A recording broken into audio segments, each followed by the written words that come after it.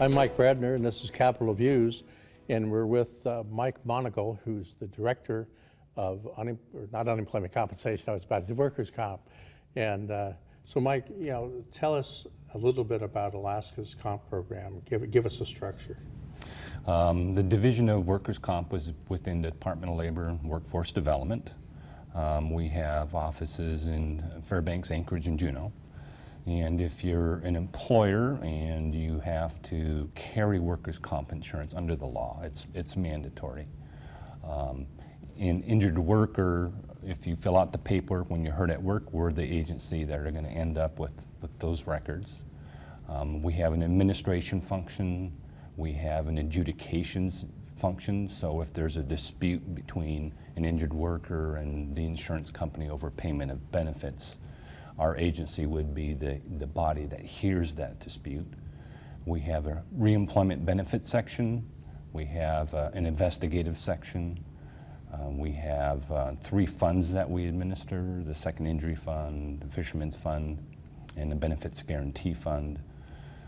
And I think that wraps it up. Now, this is a benefit to the employee, obviously, who's injured, but also the employer has a benefit. It is. Because it's no fault. Correct. They avoid being sued and have suits. Workers' comp is a social contract between employers and employees.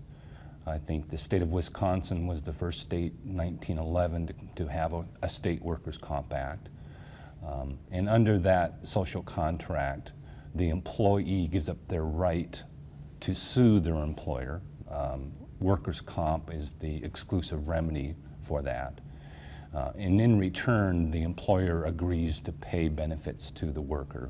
And there's a presumption under the law that is that if someone says they were hurt at work, the presumption is that is the case unless the employer can rebut that presumption by providing some type of evidence that it happened away from work or it's not work related. Now, we're used to things costing more in Alaska, especially anything that has to do with medical treatment. Right. And the comp program experiences the same kind of thing. We do. In recent years, since about 2004, Alaska's had the highest workers' comp premium rates in the country. A couple years before that, 2000, we were about 28th in the country. So in a short period of time, we went from about middle of the pack to being number 1. And the big cost driver in that is medical costs. That's really the big driver. About 76 cents out of every dollar spent on comp benefits goes to medical. What about in the average in the United States? The countrywide average is 52 cents. So There's a big difference. On a time loss claim, meaning that you're away from work for more than 1 day, the average medical cost for that case is $58,000 in medical versus countrywide is $28,000. So there's a significant difference. Of course, countrywide, you're also dealing with states who have a very low average wage and so on. And here, wages are much higher, and you also compensate for lost wages. We do, or the system does, yes. Yeah. Now, is that at state discretion to the degree that they compensate for lost wages? Does it differ? The lost wages are based on the person's earning at time of injury. There is a cap on the wages. It caps out. The formula is 80%. You make roughly 80% of what you were making at the time of your injury. And really, in our state, those time loss or indemnity benefits really haven't been an issue. In fact, our loss rates are actually lower than countrywide.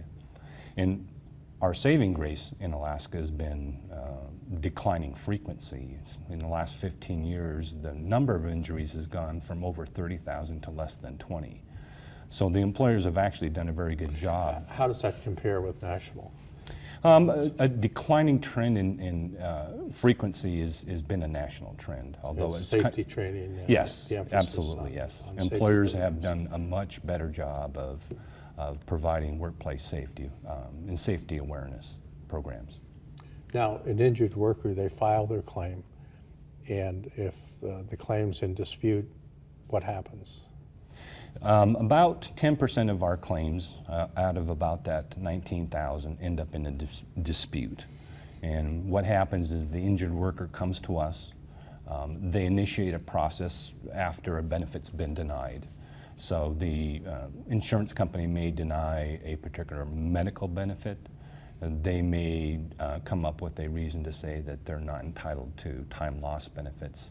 So the worker comes to us, initiates a dispute resolution process, which ultimately ends up in a hearing before the workers' comp board, which finds either in favor of the injured worker or the employer. When I say employer, I mean employer That's insurance a company. mixed board between labor and the Correct. business, Correct. but it works in smaller groups. It does. To hear actually claims. So we have hearing panels in Fairbanks, Anchorage, and Juneau.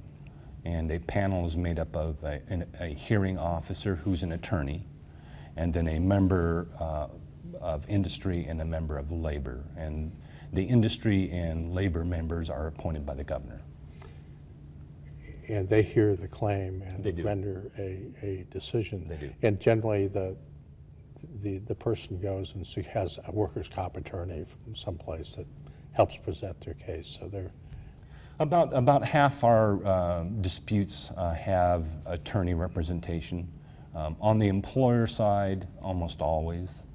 On the employee side, about half those cases. We see a much higher rate of pro se litigants now than we did before. Mike, we're out of time, and this is Capital Views. I'm Mike Bradner, and we've been talking with Mike Monagle, who's the director of employment or Division of workers' Workers' comp. You get tangled up between the two. So thank you, Mike. You're welcome.